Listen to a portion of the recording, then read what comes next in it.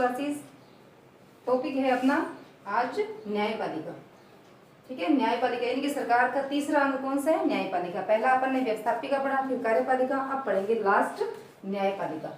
न्यायपालिका के अंदर पढ़ेंगे अपन, सेंटर का पढ़ रहे हैं तो क्या पढ़ेंगे? सर्वोच्च न्यायालय। ठीक है, सर्वोच्च न्यायालय का गठन। सर्वोच्च न्यायालय को ही उच्चतम न्यायालय कहा जाता है। ठीक है, सुप्रीम कोर्ट जिसे अपन कहते हैं। उच्चतम न्यायालय के बारे में कौन से अध्याय में? अध्याय 4 और आर्टिकल कितना है? आर्टिकल है 124 से लेकर के 147 तक। अब इसमें सबसे पहले टॉपिक अपना आता है न्यायाधीशों की संख्या। जो मूल संविधान था उसके अंदर जो न्यायाधीश थे वो कितने थे? 1+7। ठीक है, एक मुख्य न्यायाधीश, 7 अन्य न्यायाधीश। परंतु 2008 के अंदर जो संवैधानिक संशोधन हुआ उसके अंदर इनकी संख्या कितनी कर दी गई? 31। 31 मतलब एक मुख्य न्यायाधीश, एक तो होगा सीजे और 30 क्या होंगे?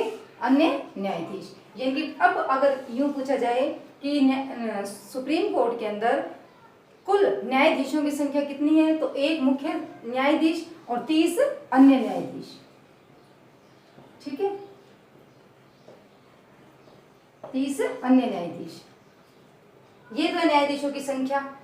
फिर देखते न्यायाधीशों की नियुक्ति, यानी कि न्यायाधीशों की नियुक्ति किसके द्वारा की जाती है? राष्ट्रपति के द्वारा। किसके द्वारा? राष्ट्रपति के द्वारा। यानी कि न्यायाधीशों की नियुक्ति करता कौन है? राष्ट्रपति। क्या राष्ट्रपति इसमें अपनी स्वेच्छा का इस्तेमाल करता है? नहीं, वो अपनी इच्छा से, यानी कि राष्ट्रपति अपनी इच्छा से सर्वोच्च न्यायालय के न्यायाधीश को अपॉइंट नहीं करता, बल्कि कैसे किया जाता है? कॉलेजियम सिस्टम के द्वारा। कौन से सिस्टम द्वारा? कॉलेजियम सिस्टम के द्वारा। कॉलेजियम प्रोसेस क्या है? कॉलेजियम प्रोसेस ये है कि सुप्रीम कोर्ट का एक मुख्य न्यायाधीश, ठीक है, एक तो मुख्य न्यायाधीश प्लस 4 अन्य, वो भी कैसे? वरिष्ठतम न्यायाधीश। ठीक है, एक मुख्य न्यायाधीश, 4 इसमें यहां लिख देते हैं वरिष्ठतम न्यायाधीश।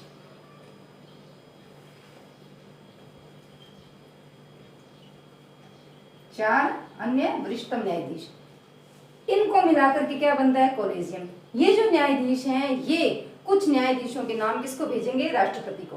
राष्ट्रपति फिर क्या करेगा? उन नामों के अंदर से क्या करेगा? अपॉइंट करेगा। यानी कि राष्ट्रपति की इसके अंदर कोई भी इच्छा नहीं रहती। ये जो नाम भेजेंगे उनमें से ही राष्ट्रपति को क्या करना होता है? सुप्रीम कोर्ट के न्यायालय के न्यायाधीशों की नियुक्ति करनी होती है।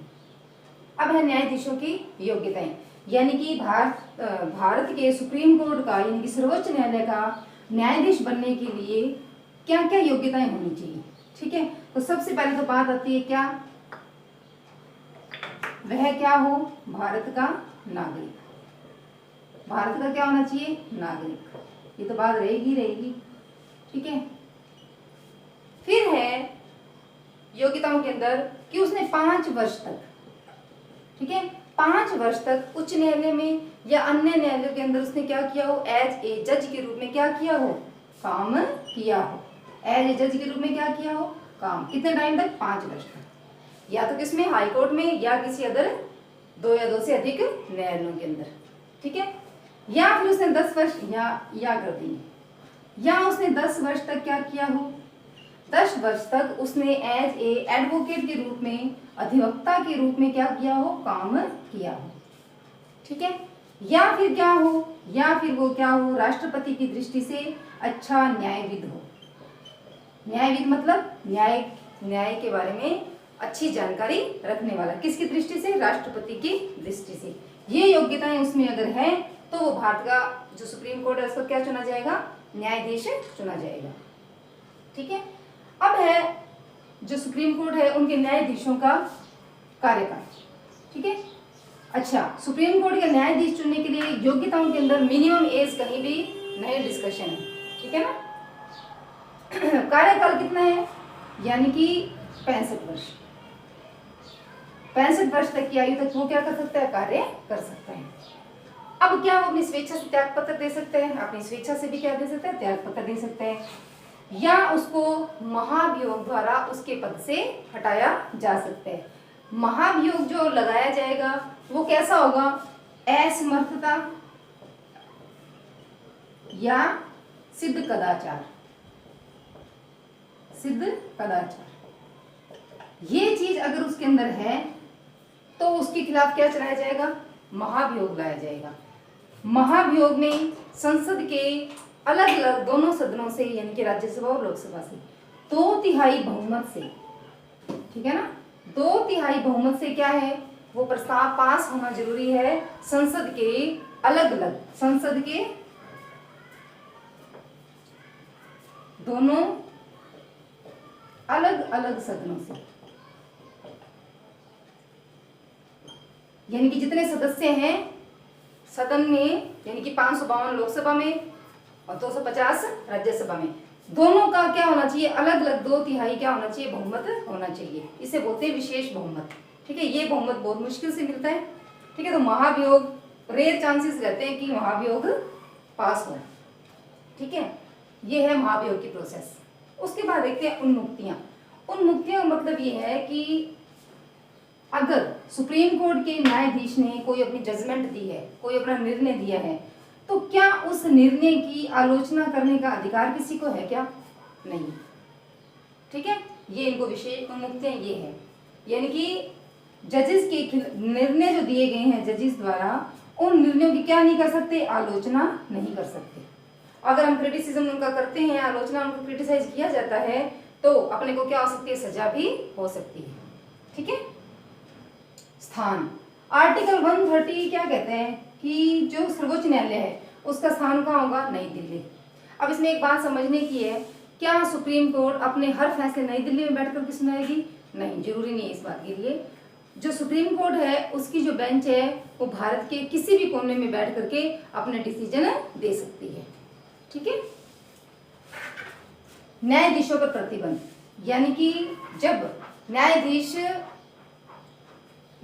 जब क्या हो जाएंगे, इनका कार्यकाल पूरा हो जाएगा, तो क्या न्यायाधीश बाद में कहीं काम कर सकते हैं? नहीं, वो एज ए वकील कहीं भी किसी भी कोर्ट के अंदर काम नहीं कर सकते, और एज ए वकील वो कहीं भी किसी अधिकारी के अंडर में काम नहीं कर सकते। ये उनके ऊपर क्या है, प्रतिबंध। इसमें एक टॉपिक और भी आता है, क्या, वेतन। ठीक है, वेतन, तो वेतन क्या है, 5 लाख 5.5 लाख के करीब है अभी, तो वेतन घटते बढ़ते रहते हैं। ठीक है, जो उच्चतम न्यायालय है, इनके न्यायाधीशों और अन्य मुख्य न्यायाधीश और जो न्यायाधीश है, इनके जो वेतन है वो कम ज्यादा होते रहते हैं। इसके अलावा उनको विशेष कुछ रिलैक्सेशन भी दिया जाता है। नेक्स्ट अपन देखते हैं न्यायपालिका की शक्ति। अब देखते हैं सर्वोच्च न्यायालय का क्षेत्राधिकार या शक्तियां। इसको डिवाइड किया गया है प्रारंभिक क्षेत्राधिकार। सबसे पहले पढ़ते हैं अपन क्या, प्रारंभिक क्षेत्राधिकार। प्रारंभिक क्षेत्राधिकार का मतलब ये है कि जो किसी भी केस की जो सुनवाई है वो सबसे पहले अपन कहाँ करेंगे, सुप्रीम कोर्ट में। ठीक है, वो है प्रारंभिक क्षेत्राधिकार। अब वो है कौन कौन से, जो एकमेव अधिकार। एकमेव अधिकार के अंदर 3 पॉइंट है। पहला पॉइंट क्या आता है, भारत सरकार, ठीक है, वह राज्य के बीच में, राज्य लिख दो, राज्यों लिख दो, 2 राज्य भी तो हो सकते हैं। भारत सरकार या राज्यों के बीच में क्या आ जाए, विवाद आ जाए। ठीक है, तो इस तरह का जो डिस्प्यूट है वो कहाँ ले जाया जाएगा, सुप्रीम कोर्ट में। ठीक है, या फिर ऐसा हो भारत सरकार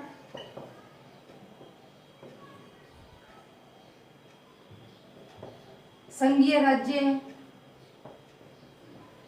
या राज्यों, संघीय राज्य 7 है, अभी 9 हो रहे हैं वैसे तो। ठीक है, जम्मू कश्मीर और लद्दाख।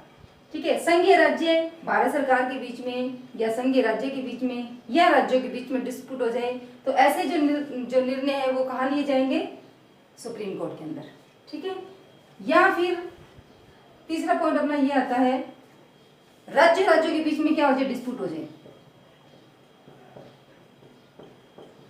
ठीक है, राज्य के बीच में क्या हो जाए, डिस्प्यूट हो जाए। अब इसमें देखो, भारत सरकार के बीच में या राज्य के बीच में, जैसे मान लो राजस्थान को ले लेते हैं अपन, भारत सरकार को लेकर के, सेंट्रल गवर्नमेंट को लेकर के, राजस्थान को लेकर, हरियाणा को लेकर के राज्य, एक राज्य भी हो सकता है, 2 राज्य भी हो सकते हैं, इनके बीच में डिस्प्यूट हो गया, तो ऐसे जो डिसीजन है वो, ऐसे जो केसेस है वो कहाँ लड़े जाएंगे, सुप्रीम कोर्ट में। भारत सरकार या संघीय राज्य के बीच में कोई बात विवाद हो जाता है तो, या राज्य के बीच में, इन तीनों के बीच में हो जाता है आपस में, तो भी ऐसे डिसीजन कहाँ लिए जाएंगे, सुप्रीम कोर्ट में। और राज्य पंजाब हरियाणा के मानो आपस में झगड़ा हो गया, तो ऐसे जो बात हैं, जो केसेस हैं, वो कहाँ सोल्व होंगे? सुप्रीम कोर्ट के। ये है प्रारंभिक एकमेव अधिकार, यानी कि ये जो अधिकार है वो केवल और केवल किसके क्षेत्राधिकार में आते हैं? सर्वोच्च न्यायालय के क्षेत्राधिकार में आते हैं। ठीक है। फिर प्रारंभिक में ही एक आता है समवर्ती अधिकार। इसमें देखो, प्रारंभिक समवर्ती का मतलब ये है जो मौलिक अधिकार के विषय में कोई डिस्प्यूट है, यानी कि हमारे मौलिक अधिकारों को कोई क्या कर रहा है, ऐसा कानून बन गया जिससे हमारे मौलिक अधिकारों को क्या हो रहा है? हनन हो रहा है। तो ऐसे जो निर्णय है वो भी कहाँ लिए जाएंगे? सर्वोच्च न्यायालय के अंदर। अब इसमें समवर्ती क्यों वर्ड यूज किया है? प्रारंभिक समवर्ती अधिकार मौलिक अधिकार से रिलेटेड, मैं लिख देती हूँ, मौलिक अधिकार को लेकर के अगर कोई झगड़ा है तो हम कहाँ जा सकते हैं? उच्चतम न्यायालय में भी जा सकते हैं, उच्च न्यायालय में भी जा सकते हैं, दोनों के पास सेम पावर है। ठीक है। इसमें समवर्ती में इतना ही है। अपीलीय क्षेत्राधिकार में देखिए, अब एक आपसे बात पूछती हूँ कि एक बात अपन करें कि जो अपीलीय क्षेत्राधिकार है, तो भारत की अंतिम अपीलीय न्यायालय कौन सी है? सर्वोच्च न्यायालय। इसका मतलब ये है, जब देश अपना आज़ाद नहीं हुआ था उससे पहले देश के अंदर जो डिसीजन लिए जाते थे न्यायालयों के द्वारा, उनके अगेंस्ट अपील कहाँ सुनी जाती थी? इंग्लैंड की जो न्यायालय थी वहाँ, वो अंतिम अपना क्या था? अपीलीय न्यायालय था। परंतु देश के आज़ाद होने के बाद कौन सा अपना है? सर्वोच्च न्यायालय। ठीक है। अपीलीय क्षेत्राधिकार यानी कि किसी नीचे के न्यायालय ने जो डिसीजन दिया है, ठीक है, चाहे वो उच्च न्यायालय है या छोटे जिला स्तर के न्यायालय हैं, उनके अगेंस्ट, ठीक है, अपने को क्या करनी है? अपील करनी है। तो हम कहाँ जाकर करेंगे? सुप्रीम कोर्ट के अंदर जाकर के करेंगे। ठीक है। ये रहा अपीलीय क्षेत्राधिकार। अपीलीय क्षेत्राधिकार के अंदर 3 पॉइंट है। कौन कौन से? संवैधानिक, दीवानी और फौजदारी।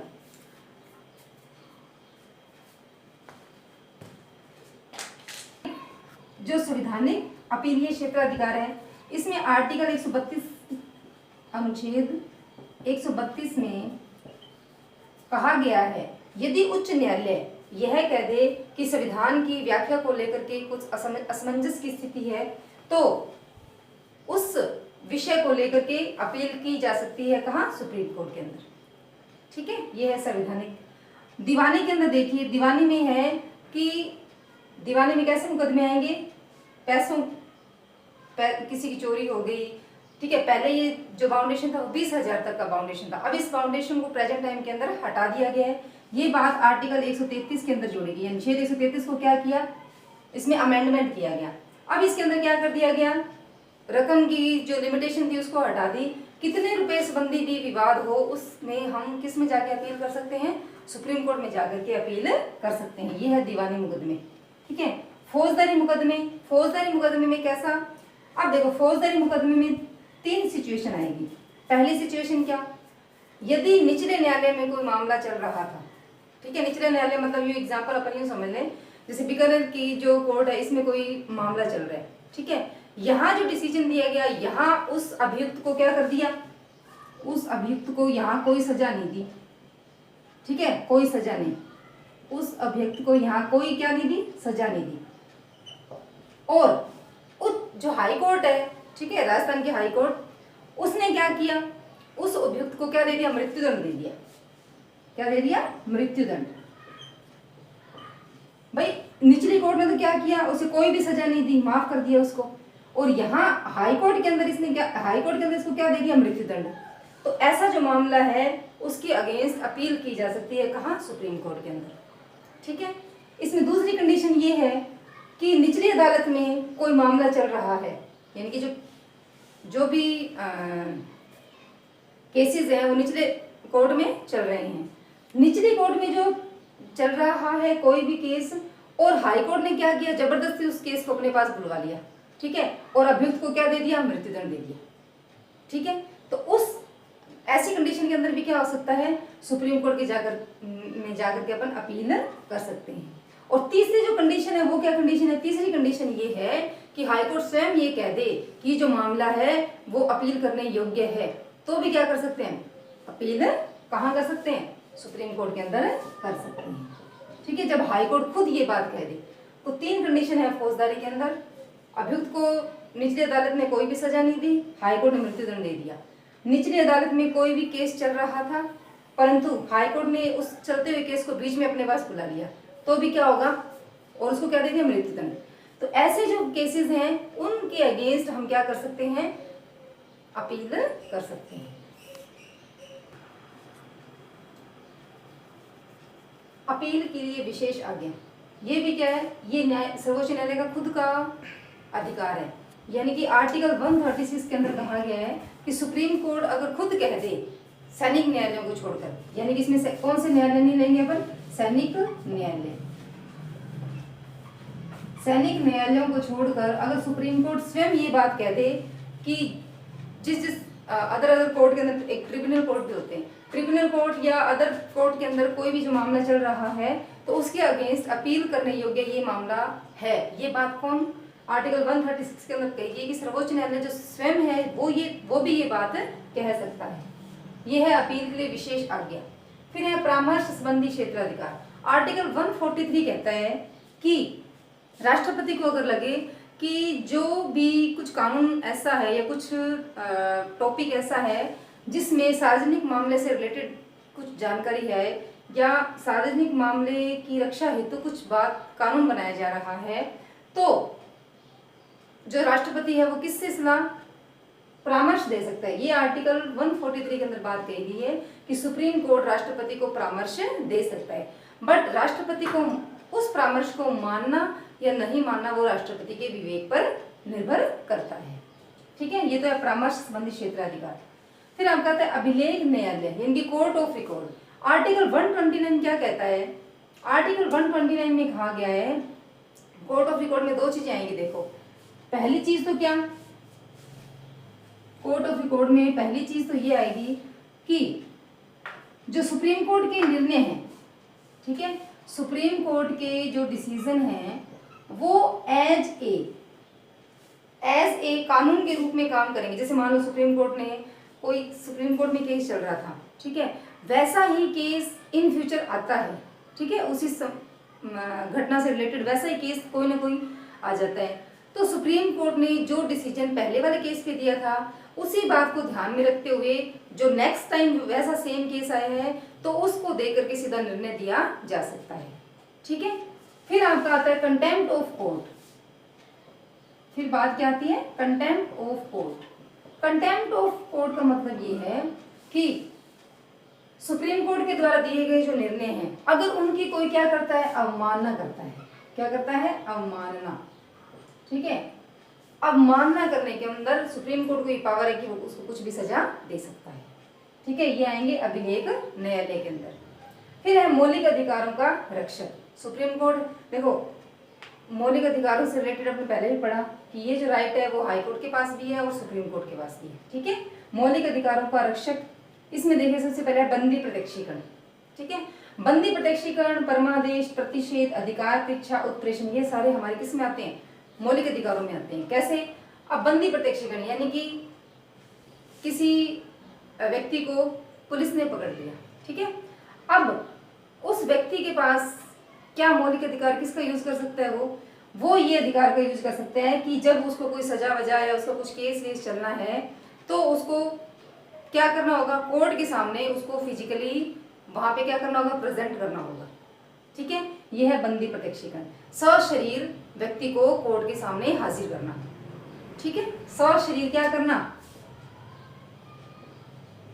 सशरीर व्यक्ति को क्या करना, कोर्ट में हाजिर करना, यह है बंदी प्रत्यक्षीकरण।